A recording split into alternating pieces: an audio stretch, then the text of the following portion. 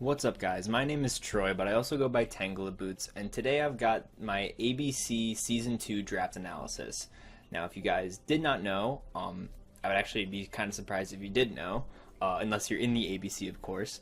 But assuming you do not know, I am joining the ABC. It's a draft league ran by Dr. Slacking and Nico. Two really great guys, great friends that I made in the Pokemon community. You should definitely check them out.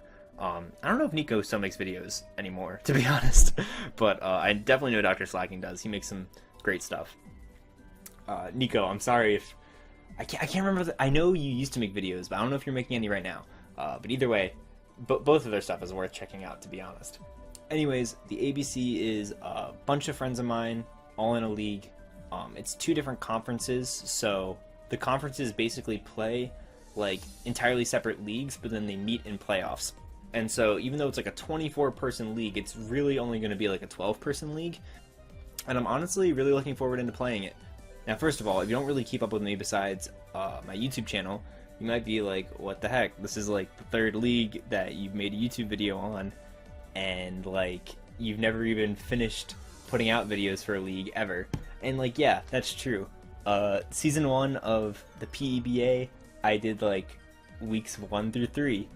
And then, like, for OWL, I did weeks 1 through 3. Now, for the PEBA, that's because the season unfortunately ended early. But then I made a draft analysis for Season 2.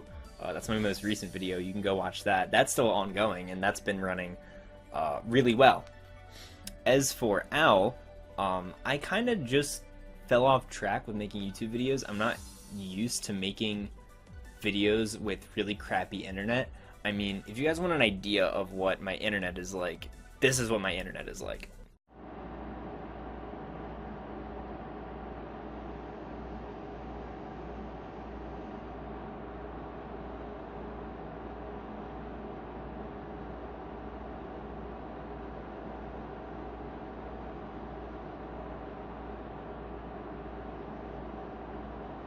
Yeah, so that's why I struggle to be on top of my YouTube channel. It's why I don't get to make as many videos as I would like to. And it kind of sucks, but I want to try my best to make videos for ABC as much as possible, because I really do enjoy making videos about my draft league battles. I like immortalizing them in some other way than a replay.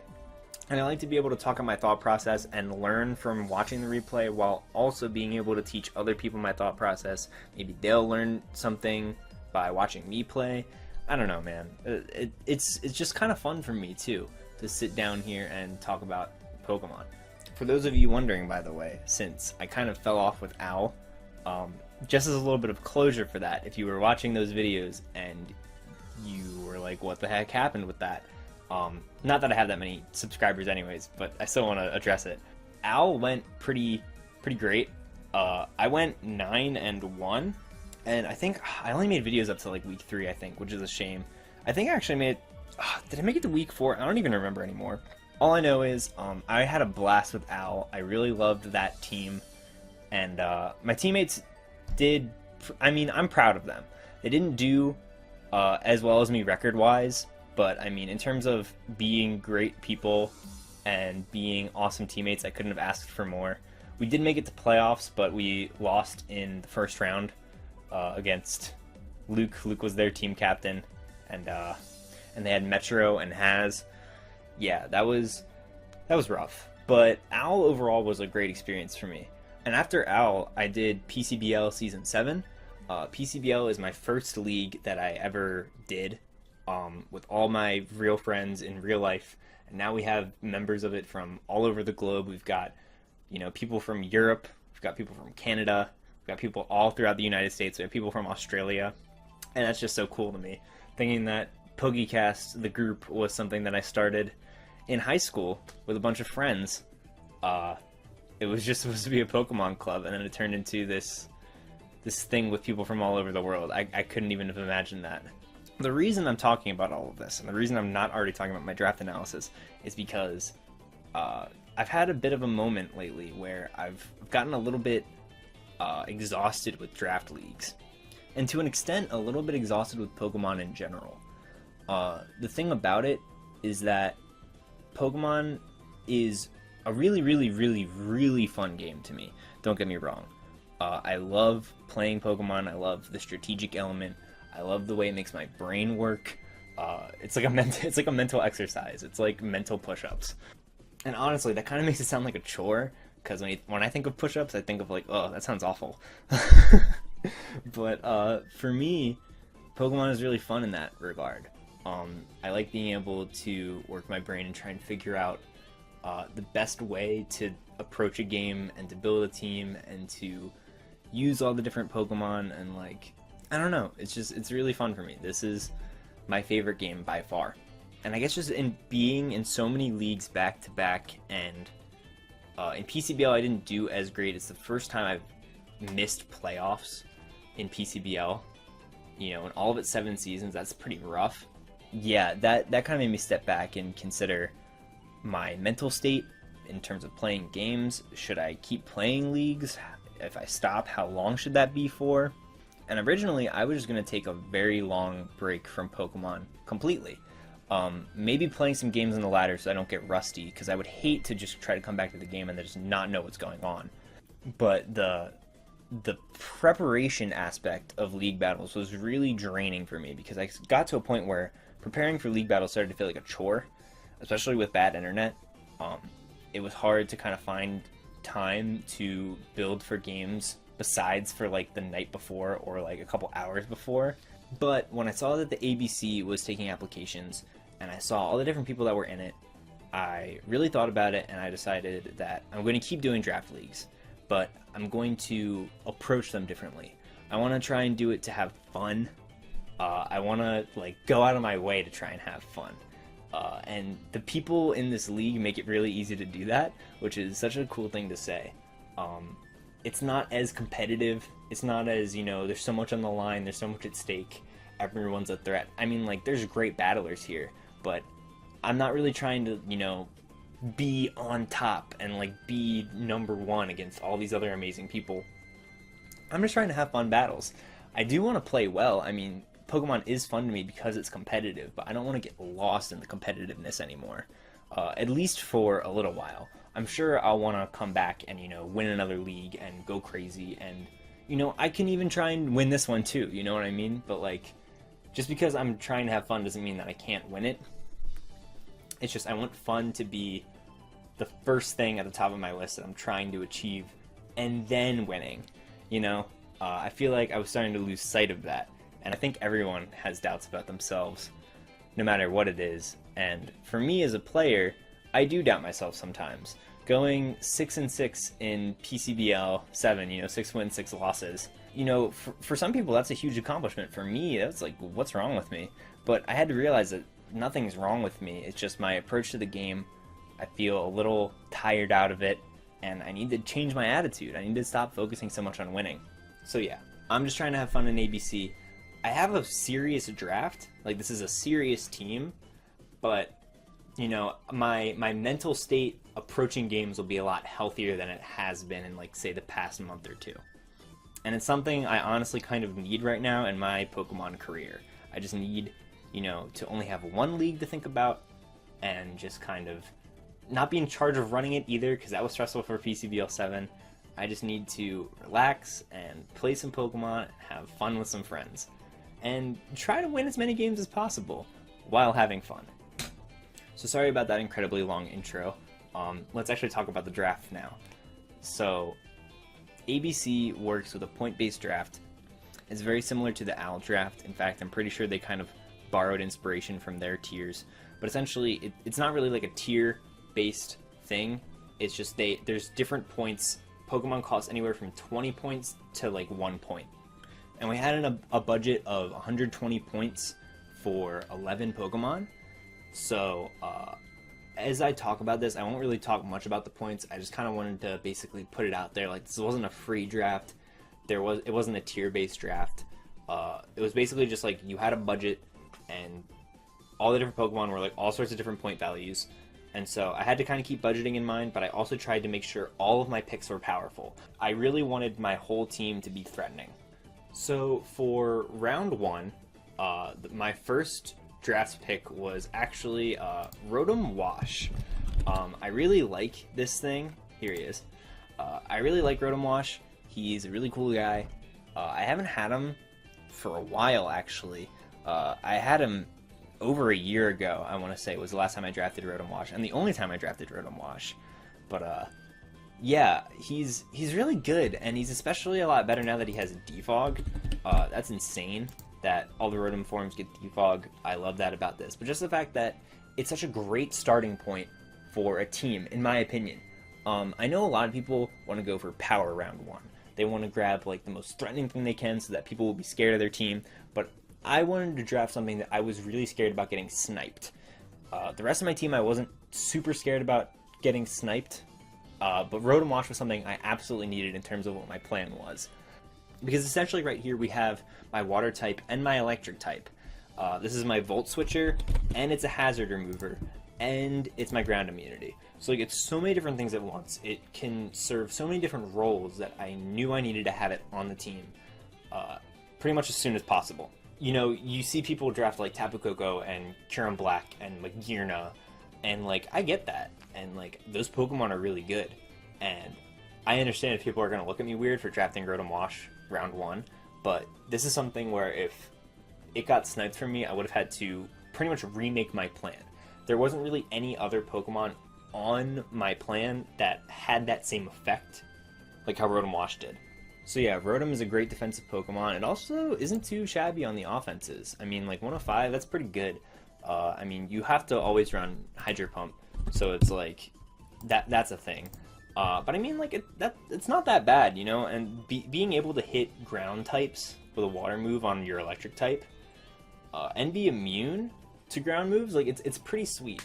Like the thing that's stopping your Volt Switch is going to get hit by a Hydro Pump, essentially. Ground types aren't a reliable answer to stopping your electric type when you have Rotom Wash. Also Rotom Mow, that's why I drafted it in Owl. But yeah, I'm excited to use it. It has a great move pool. It has all sorts of different, you know, offensive moves you can use, but also like right here we have Dual Screens, Pain Split. It gets a Will-O-Wisp, Toxic, and Thunder Wave, which is pretty unique among Pokemon. Being able to run all three of those status moves. Also Trick. Trick's a great one. I don't want to get too much into it because I don't want to give anything away. But yeah, I'm excited to have Rotom Wash here. So then you might ask, what goes with a Rotom Wash? What was in my plan? So instead of going and filling out my core immediately in terms of my Fire, Water, Grass core, I wanted to complete another core right off the bat. So my next Pokemon was Scizor. I wanted to get my Volturn core immediately. And I love these two Pokemon. If you know anything about me, you know that I love Scizor so much. This is top 5 Pokemon easily for me, not only in competitive, but also just design-wise, just in general. People look at Scizor and like it's kind of one-dimensional, but like it has so many unique things in its move pool that like people don't always think of. It's not just Bullet Punch. Even when it is just Bullet Punch, it's a great Pokemon. But I don't know, I like Scizor because I'm so comfortable with it that I feel like I can run kind of anything on Scizor and get away with it. That's just how I feel. I think that's kind of a really important thing when you're making a draft, is that you want to draft things that you feel comfortable behind. And Scizor is probably the Pokemon I'm the most comfortable behind, at least currently. These two work so well together for so many reasons. First of all, Rotom and Scizor only have one weakness, and the other resists that weakness, which is amazing. In addition, one is special while the other is physical, so we've already got a good balance there. They're both bulky. They both have, you know, momentum grabbing moves. So we've got a slow Volt Switch and we've got a slow U-turn. Really great to have, especially because they're bulky Pokemon. I just love Scizor so much. I can't say enough good things about it. You know, it just sets up and claims lives. Sometimes it doesn't even need to set up. Sometimes you just need it there for the U-turn. It's also a defogger. That's another thing. I've got 2 defoggers straight off the bat. So I'm already looking great in terms of hazard management. I'm going to need to get Stealth Rockers along the road. But yeah, so far I've got one part of each of my type cores. I've got my Fire, Water, Grass core started and my Fairy, Dragon, Steel core started. And I have Volturn immediately. And this is why I knew I needed Rotom so early, because I knew it goes so well with Scizor. No other water type works as nicely with Scizor as Rotom does, at least for the team I was planning to draft. There are definitely a ton of water types that you could use Scizor with to great effect, don't get me wrong. But Rotom Wash is kind of, I don't know, it fits the play style, and it's really just kind of what I wanted to go for with this team. So next up, I unfortunately got sniped. My original plan was to draft Dragonite here. And, you know, fortunately, I do have to say, I didn't get sniped many times in this draft. So I do have to be thankful for that. But this one really, really hurt. Dragonite's one of my favorite Pokemon, so I really wanted to use it. My whole plan was, like, Dragonite was the #1 Pokemon I wanted to use for this season of ABC. And I thought I could, you know, be slick because Dragonite normally falls to the end, like nobody ends up drafting it. And I was like, I can hold off on Dragonite because Rotom and Scizor are more important. But apparently that wasn't the case. I could not draft Dragonite, and I was like, crap. Fortunately, I think my draft kind of ended up turning out better because of it.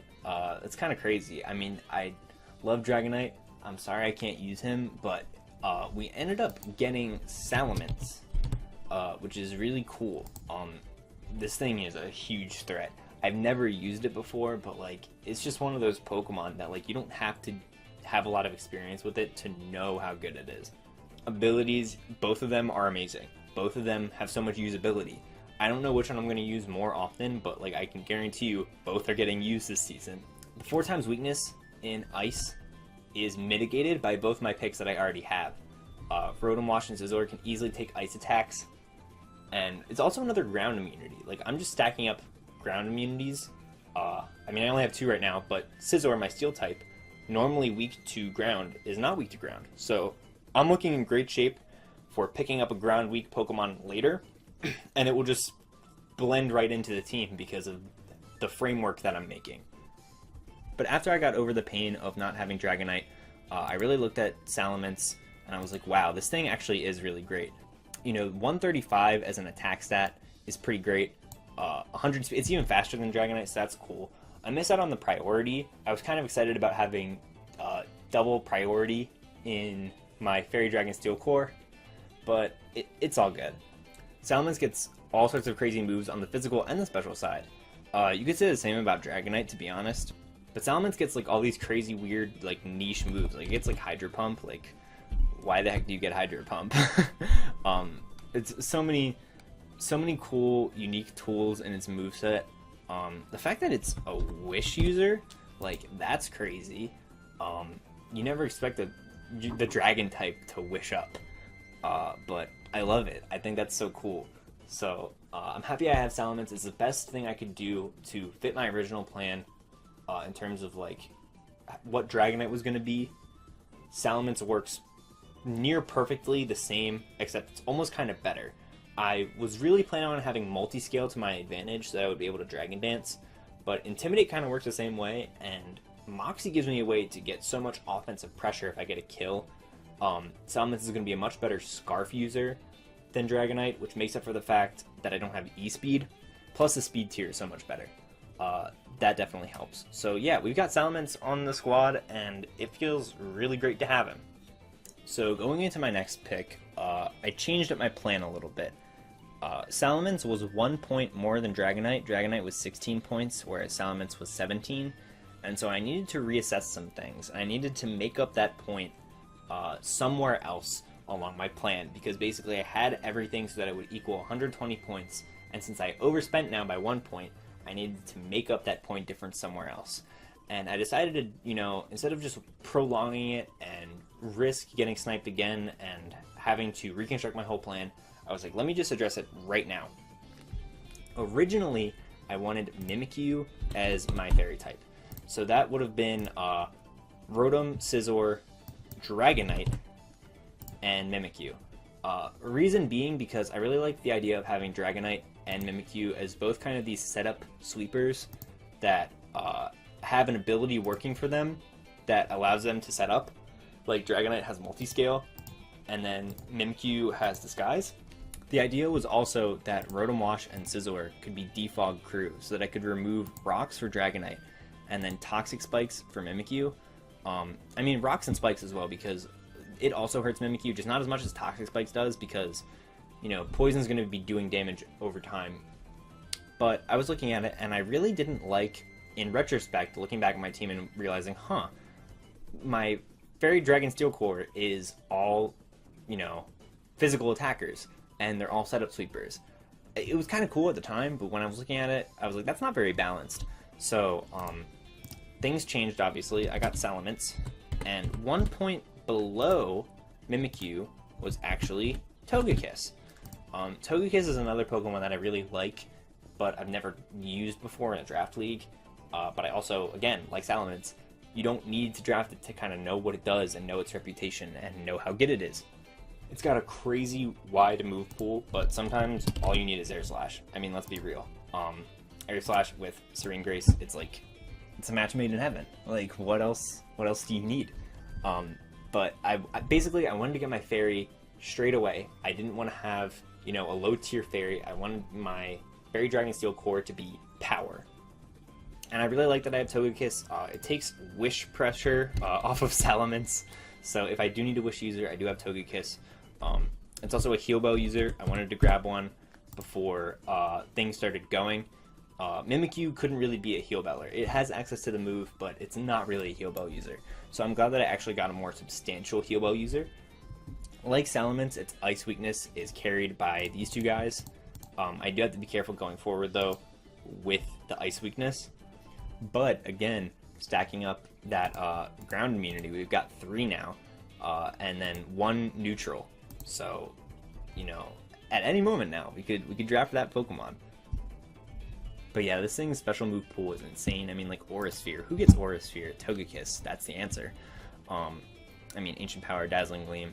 I could just sit here and read the moves off, but I mean, like, you can just do that yourself. Like, there's so many things that Togekiss gets access to, which makes it such a fun Pokemon to use. You can have so many different coverage moves, and it's so hard to prepare for in that sense. I feel like a lot of people use Togekiss in a support kind of way, or like, oh, let me just use Nasty Plot and Air Slash. But there are cool things you can, I mean, like, look at the special attack stat. It's 120. Like, you can do stuff with that. I also love Togekiss for the fact that none of its stats are bad besides attack, but, like, you're not going to be using attack anyways. So, like, I just love that, like, there's nothing here lacking, you know what I mean? I can build this, you know, bulky defensive, or, like, I can just be like, yo, let me kill things. So, like, it's basically, like, whatever you want Togekiss to do, it'll do it. Plus, I've also got a tiny little bit of bird spam here, which is kind of new to me. I don't really draft a lot of flying types. So the fact that I've got 2 flying types now is kind of fun to me. I don't normally have something like that. So now with 4 Pokemon, I have my Fairy Dragon Steel Core completed. I've got a Volturn Core. I've got 4 Defoggers. All of these Pokemon are Defoggers, which is insane. I mean, like, it's so good. Now, granted, Salamence doesn't really want to run Defog. I'm comfortable with running Defog on the others. Probably not on Togekiss as much. I mean, I don't know. It'll honestly depend. Like, I can't really speak for it because I'm not preparing for a battle right now. But just based on prior history, I mean, I'm more comfortable making these 2 Defoggers, to be honest. But just the fact that I have the option on all 4 is incredible. You know, if I don't have the room on Rotom or Scizzor's moveset, or even Togekiss's, I have Salamence. Like, it's just great. But, like, I need a Rock Setter desperately, because I'm 4 picks in now and I don't have a good one. On the original plan, let's back this up actually. So, like I said, we got Dragonite, right? And then we've got Mimikyu. Whoops. So in this plan, right, the way this team works in terms of hazard removal is obviously very much different, because it only has 2 Defoggers right here, and then, you know, Dragonite, it also gets Defog, but, like, you're not going to want to use it. And then Mimikyu doesn't get Defog, and, like, even if it did, I don't think anyone would ever use it for any reason. So, obviously the hazard situation is much different with what we ended up drafting. So, I was going to have Donphan before as my next pick, because it made so much more sense since it was a hazard setter and a hazard remover. to go alongside, you know, Dragonite, I wanted another remover, a rapid spinner for multi-scale, and again, also for Mimikyu. But now I've got hazard management settled. I don't need a rapid spinning ground type anymore. So I was looking at what was available, and shouts out to Luke for pointing this out to me. He was helping me throughout the draft. Essentially, we noticed that the Nidos were undrafted, and I wanted to hop on that train right away, so I grabbed Nidoqueen. Nidoqueen is such a great Pokemon. It's another Pokemon that I'm very comfortable behind. It won me a championship, PCBL Season 5. That was my first championship. It's so good. Like, its stats are just, like, great. It might not look like it. It's kind of just like an all-arounder when you look at it. Like, there's nothing here that really stands out, but, like, if that's your impression of Nidoqueen, you've never gone up against one. Because, like, with Sheer Force, this thing just transforms. And, like, first of all, people sleep on this attack stat, because, like, everybody just uses the special one, because so many moves in its special move pool get boosted by Sheer Force there, but, like, don't sleep on this physical attack stat. Like, that still does things. But yeah, Nidoqueen works so well because it's a ground type like Donphan, but it's so much more versatile. It can be a physical or a special attacker, so I'm still keeping a nice blend here of physical and special attackers on my team. It's defensive but can also hit hard, something that it has in common with Donphan. I miss out on Ice Shard, but like that's kind of whatever, because I don't really care that much. The main bonus here is the fact that I get Toxic Spikes, and also the fact that this absorbs Toxic Spikes for my team. Granted, I don't have anything on here that is hurt by Toxic Spikes yet, but we're talking about the future here. We're talking about the late game. So yeah, I love myself some Nidoqueen. This thing's move pool is absolutely insane, and that's what I love about my team so far. Salamence, Togekiss, and Nidoqueen just have so much versatility packed into just those 3 picks in terms of the offensive move pool you can have, like the coverage. I feel like if I find a team that's weak to one certain type, like I can cover it with those 3 Pokemon every time. But yeah, this is my Stealth Rocker here. I'm so glad to have Nidoqueen on the team. This is, again, a Pokemon I feel very comfortable behind. It's an underrated Scarf user, too. I gotta say that. Scarf Nidoqueen is pretty underrated. Definitely doesn't get as much credit as Scarf Nidoking does. That being said, I did have the option between Nidoking and Nidoqueen. I decided to go Nidoqueen because I do feel more comfortable behind it. I feel like it's a more reliable Stealth Rock setter than Nidoking. Based on the way my team is, I guess I didn't need more bulk per se, but it's not like Nidoqueen lacks the power. Like, Nidoking is obviously way more powerful, but it's not like Nidoqueen is like a pushover. Like, Nidoqueen still puts out damage. Nidoqueen can still kill things. So I didn't feel ashamed taking Nidoqueen in order to ensure I get Rocks Up or Toxic Spikes or whatever it may be. Nidoqueen serves as the electric immunity for the team. I have 2 flying types here. Obviously, Salamence takes neutral damage, but I still wanted to have, you want to be able to stop Volt Switch. And Togekiss, is weak to electric, so I wanted to have some type of immunity to electric attacks. But also, it's my ground weak Pokemon, and that goes, with the rest of the team. I've been building that up. So, yeah. So moving right along, I decided to get right back to type cores. I have my Fairy Dragon Steel core. Nidoqueen kind of fits outside of a core, but it is a needed type in a poison type and a ground type. I feel like you need both of those. So I'm glad that I got that out of the way, but I need to focus on my Fire Water Grass core before good things start going. And so this is actually a Pokemon that was on my original plan as well. Nothing really changed my thought process on this pick. I decided to go Serena. Now, you may think I'm crazy here, because, again, this is another hazard remover. I'm just stockpiling them at this point. But, like, to be honest, it's kind of for a reason, because I didn't want to just have Defoggers. I don't want Defiant Pokemon to be able to punish me. Also, competitive Pokemon, like competitive Milotic, for example. Having a Rapid Spinner is just nice.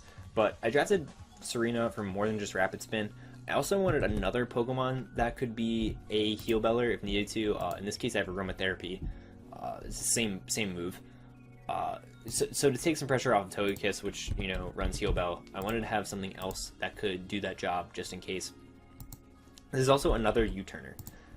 The reason I like this is because now Rotom functions as a Volt Turn core with Scizor, but also there's a Volt Turn core with Rotom and Serena, and that fits within the Fire, Water, Grass core. So it's kind of layers of compatibility, and that's one of my favorite things to do when I'm building a draft. That's just how I approach it. I don't know what other people do, but like this is what I try to do, and I hope you kind of see my thought process here. This thing isn't nearly as versatile as, you know, the rest of my picks have been, but I mean, it doesn't really have to be. That's kind of the cool thing. Serena has a really respectable bulk that's really nice, and the fact that its attack stat is 120, you know, like, if you invest in it, it's great, but like, you don't have to. You can hit hard while investing in your defenses, and that's what I like about Serena. It's got a great spammable attack in Trop Kick with 100 accuracy, and it always lowers attack. That's so nice to have. It's kind of insane. And again, with U-turn to be able to grab momentum, it's very nice. Queenly Majesty, super great. Sweet Veil, I don't think that actually works in singles. I could be wrong, but I'm pretty positive it doesn't work in singles. Otherwise, I would be a lot more hype about it. But yeah, Queenly Majesty is super nice. Serena is a Pokemon I've not gotten a chance to use yet in Draft League. I have used it on the ladder, though. I'm a fan of it. And yeah, I kind of just expect this thing, you know, to like be bulky, be a grass type, and provide support when needed. It can go on the offensive, though. Like, don't get me wrong. Like, it does have like knockoff. You got high jump kick or low kick. I mean, depending. There's so many other things it gets here too. Support move pool wise, there's so many other things that can fit on here. I mean, yeah, it's a good Pokemon to have. I'm happy to have it, and yeah, we're starting to fill out the rest of my team and the rest of that Fire, Water, Grass core. So moving right along here, I had to make another team here because I didn't have enough space in this one. But essentially, for my next pick, I was going to go for my Fire type. Now, spoilers for the end of the video, my Fire type is going to be Mega Houndoom. But the thing I noticed at this point in the draft is that there were only 2 people that didn't have Mega Pokemon at this point, and that was Probopass or Scout and me. And obviously, me and Scout are going to be working together. If you guys didn't know, Scout is my girlfriend. But yeah, so we aren't going to be sniping each other. We've been playing together this whole time. So I knew what Mega she was going to go for. It's Mega Manectric. And she knew what Mega I was going to go for. That's Mega Houndoom. So my Mega cannot be sniped at this point, which means my Fire type cannot be sniped at this point. So yeah, that feels great. So basically my Fire, Water, Grass core is Rotom, Serena, Mega Houndoom.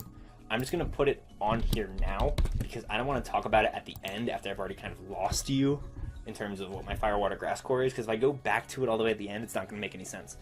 So my reasoning with Mega Houndoom is that it's fast. That's the main thing. If you look at my team so far, my fastest Pokemon is base 100 in Salamence. Past that, it's like base 80 in Togekiss. I think that's right. Yeah, base 80? Yep. Alright, cool. Or no, I'm sorry. Rotom. Rotom's 86. My bad. But yeah, I needed something that broke the 100 threshold. I needed something bad. And the fact that I have a Dark type, which I also wanted, and Fire type, feels really nice. Mega Houndoom basically does what I expect of a Fire type to do, which is just spam fire moves. I don't need anything fancy. I don't need like a Volcarona or a Heatran, you know, where it does other things. I just need it for fire moves. And, you know, also dark moves since it's my Dark type.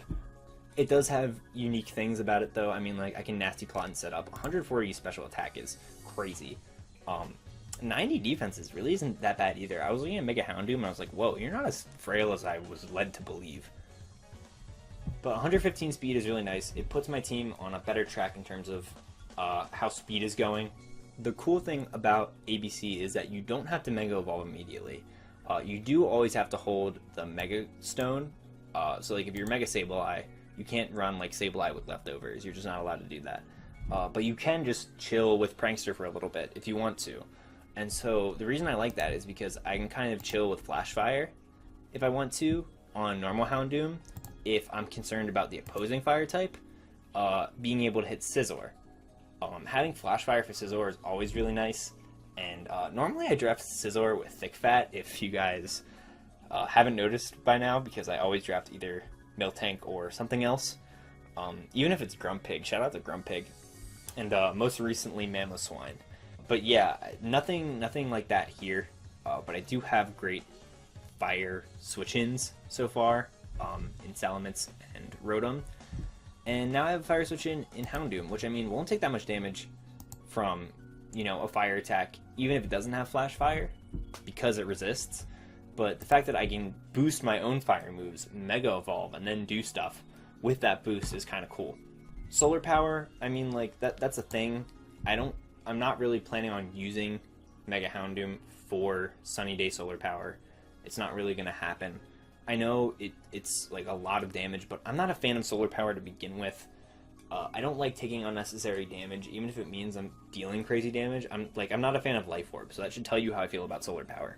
So yeah, I just drafted Houndoom more for the fact that it's a fire type and a dark type, and it's gonna do both of those things really well, I think. So yeah, this is where I was planning on drafting Mega Houndoom if I didn't know that my Mega was already secured, but it is. So I ended up drafting it in the very, very last round, but just pretend like I drafted it here, because that makes more sense in terms of me trying to explain my team.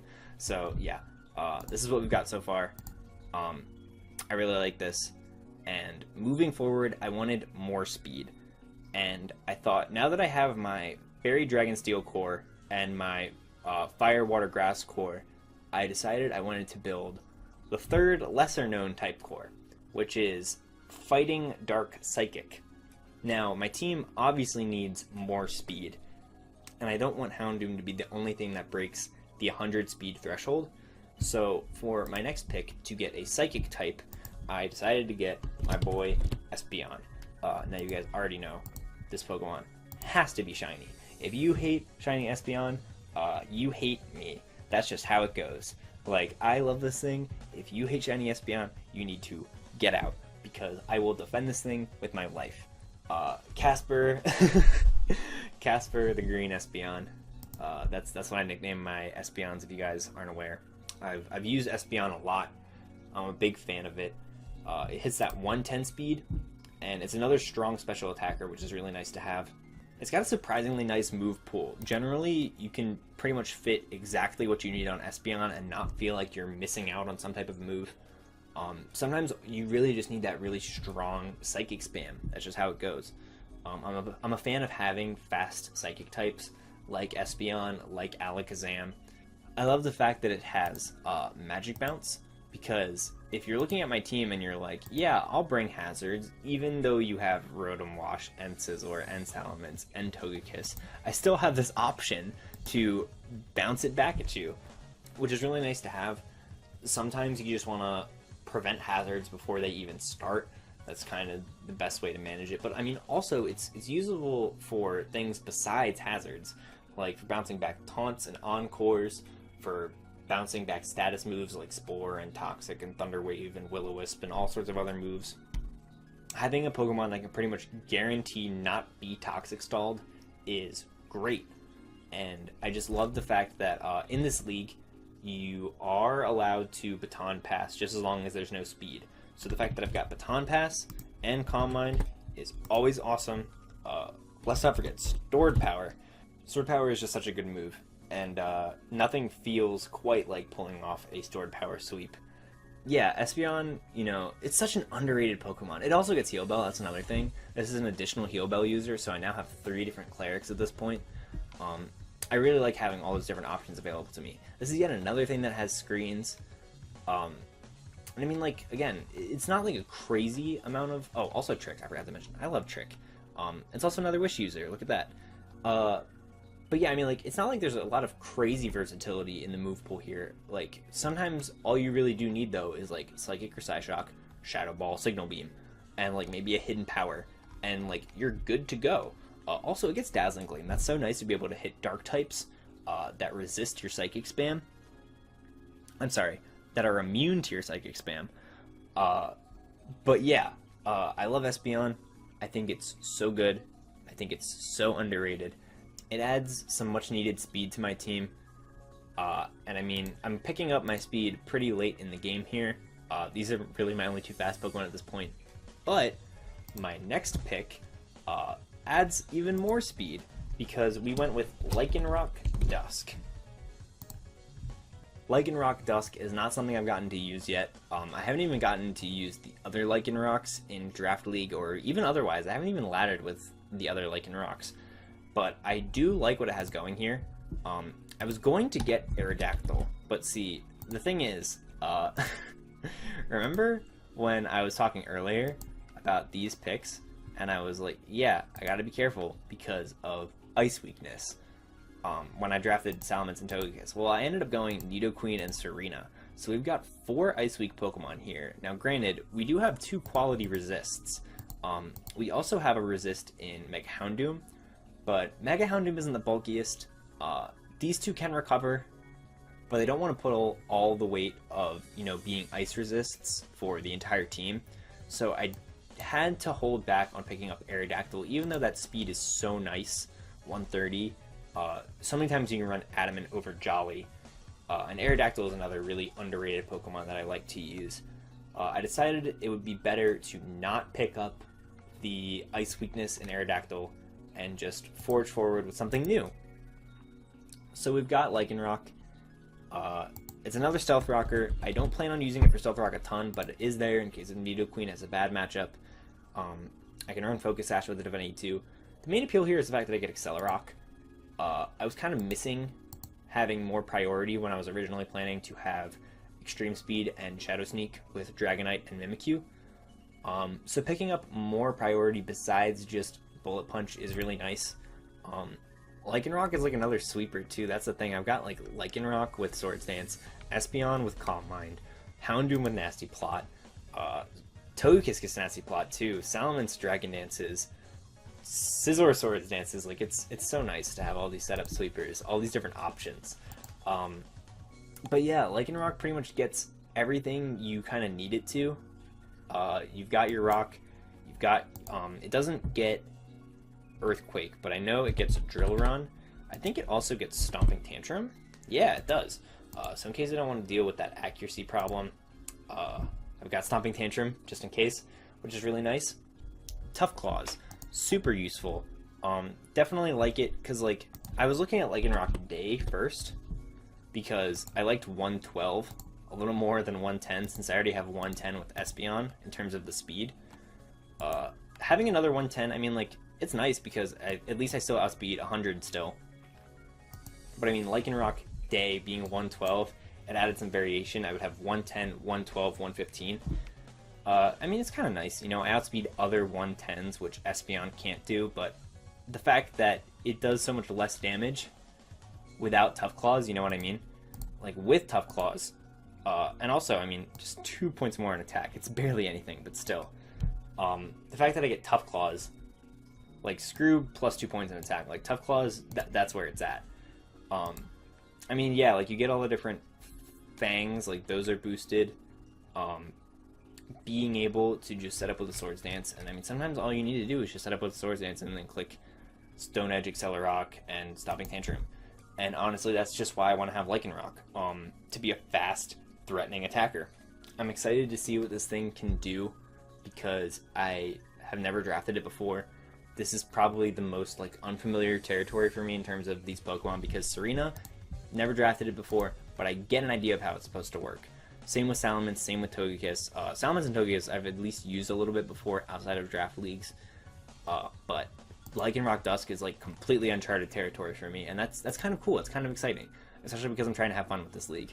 And from there, we're kind of winding down at this point.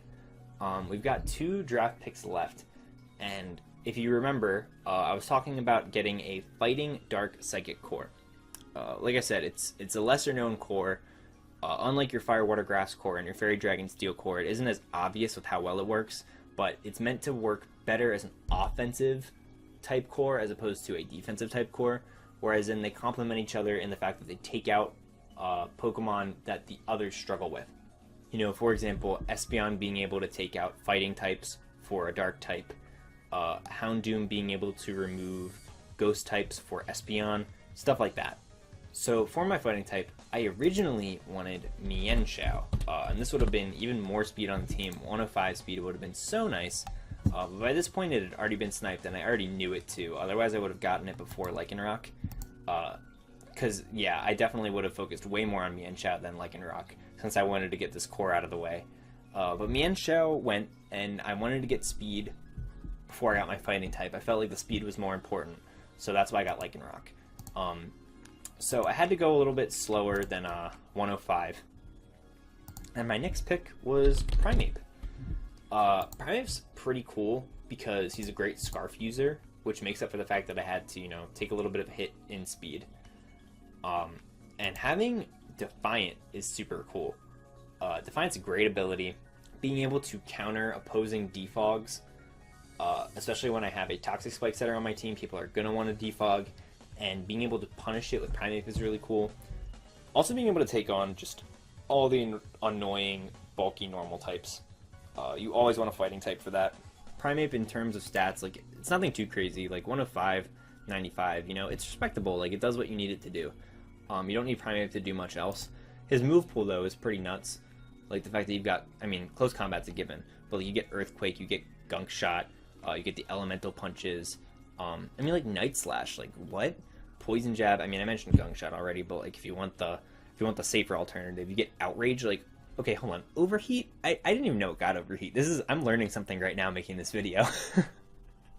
I guess that makes sense because he's like angry, so like he's like overheating.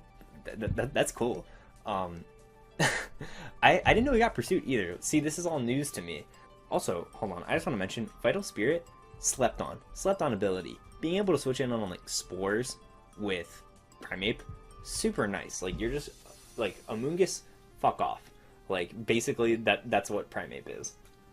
And it's not like I'm just using it for fighting type moves either. Like, he has access to other kinds of attacks. Like I said, I was just looking through here and noticing moves I've never even seen before.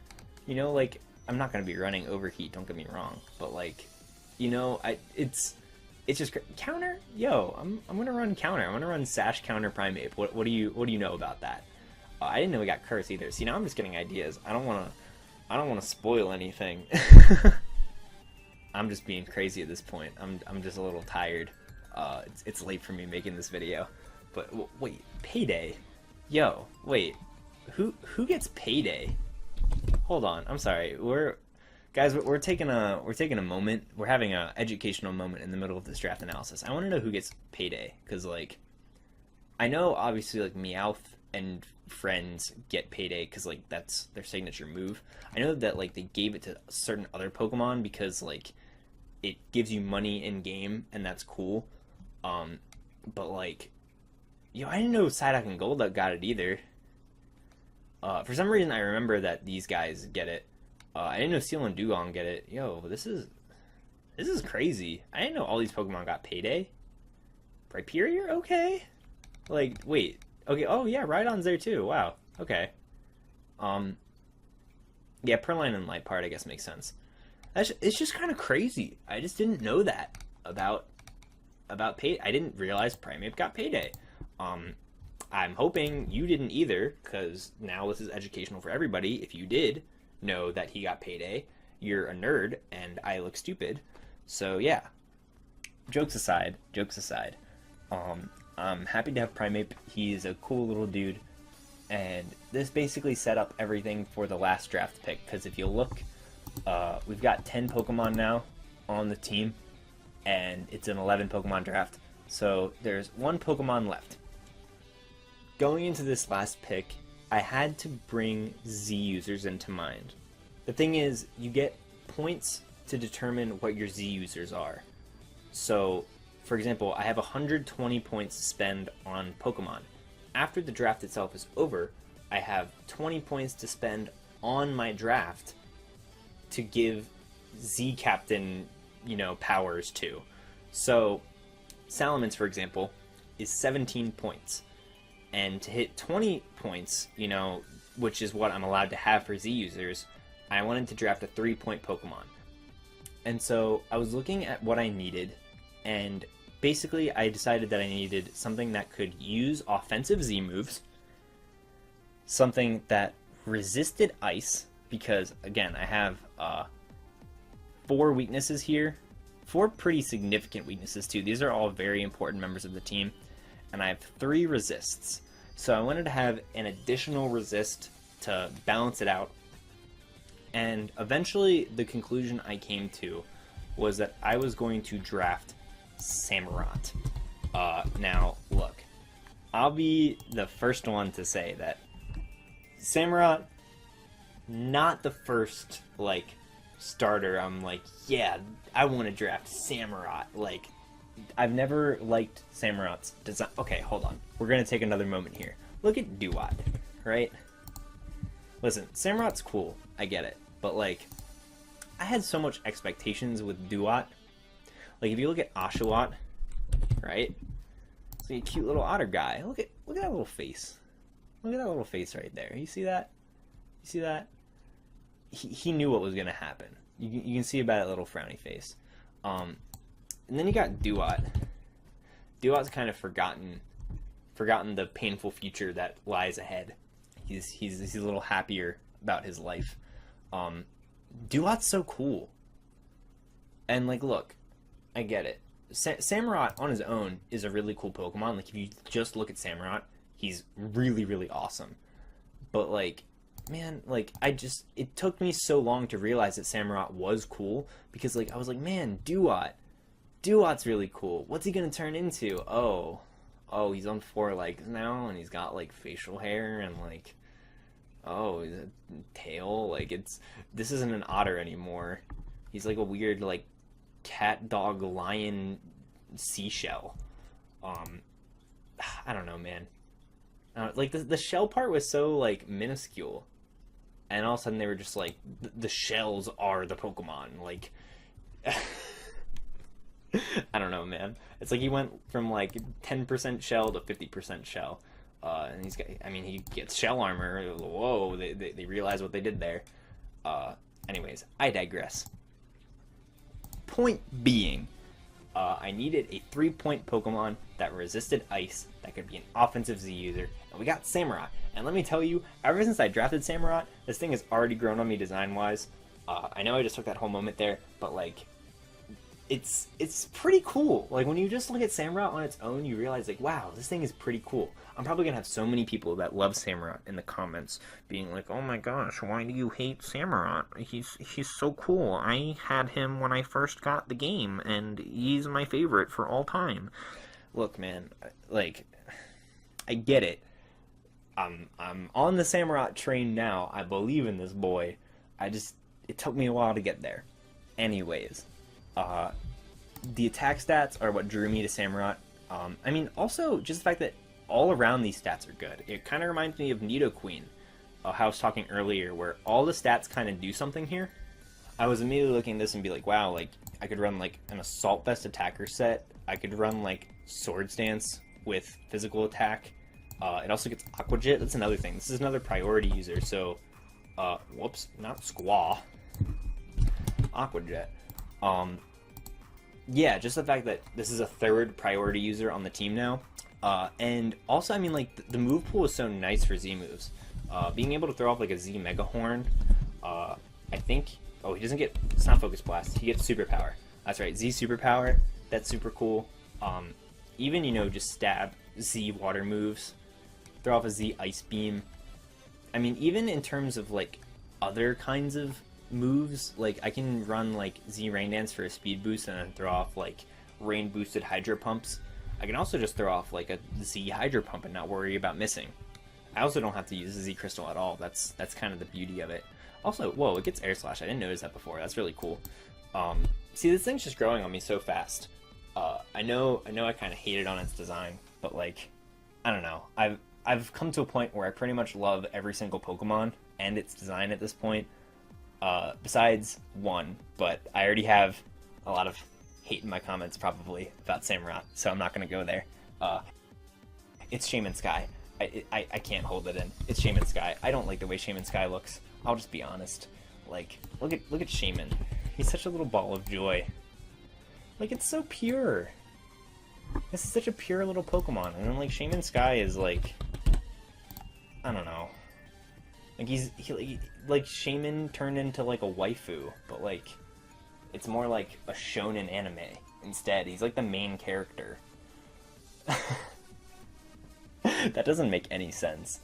I don't know. Shaman Sky just kind of looks like a My Little Pony character. That's the vibe I get. Anyways, this isn't the point. I didn't draft either. Also, it gets Serene Grace. Like, it doesn't look that cool in comparison to Shaman, and it gets Serene Grace Air Slash with like that speed and that special attack. Like, what were they thinking? Anyways, Samurot's here now. He can hold the Z Crystal. That's super cool. He's Z partners with Salamence. And yeah, honestly, all jokes aside, I'm really, really excited to use Samurott and honestly the whole team. I'm really a big fan of this team. I took a lot of inspiration from my Owl team. There's definitely some Pokemon in common there. I have a Rotom form, I have Espeon, I have Scizor. But man, just in general, and I'm just so glad that the ABC accepted me. I need to give a huge shout out to Nico and to Dr. Slacking for just being really cool guys, for giving me the opportunity. I mean, shouts out to so many people too. Honestly, just shouts out to everybody in the ABC. I'm really happy to be here. This is my team. I want to say, like, yeah, you can expect me to put up videos on this day of the week, every week, but that's just not realistic. I already showed you what my internet is like. Videos will come out when I make them. I'm sorry if I only make, like, this video and, like, a week 1 battle. If it happens, just know that it's because my internet sucks, and I just got tired of dealing with it, and I got frustrated. That's normally what happens. Normally what happens is I get frustrated by my internet, and I decide I can't do this anymore. Because I'd rather just focus on the battles and have fun than stress myself out with, like, recording a whole thing and, like, getting a layout. If I do make videos, they'll probably be very much stripped down. So yeah, with all that being said, thank you for watching. Thank you for putting up with me being crazy, because it's, like, past midnight. I've been going to sleep at, like, 11 p.m., so, like, this is late for me. And, me going a little bit crazy here, making jokes, getting sidetracked, especially towards the end. But I hope you had fun. I hope you learned something. And I hope you're looking forward to me recording some battles and uploading them, because I'm looking forward to that. I'm looking forward to battling Nico, actually. Nico is my week 1 opponent, and he drafted Mono Fighting and Mono Bug, spoilers. So yeah, that should be really fun. That just gives you an idea of, like, some of the teams that are in this league. They're not all that crazy. Nico's just a madman, and a cool madman at that. I love Nico. But yeah, it's gonna be fun. I'm really excited for this season. I've probably already said that like 20 times, but yeah, thank you for watching. Let me know what you think of my team in the comments below. Direct all of your Samurott love at me and tell me how wrong I am. And yeah, I'll see you guys in the next video.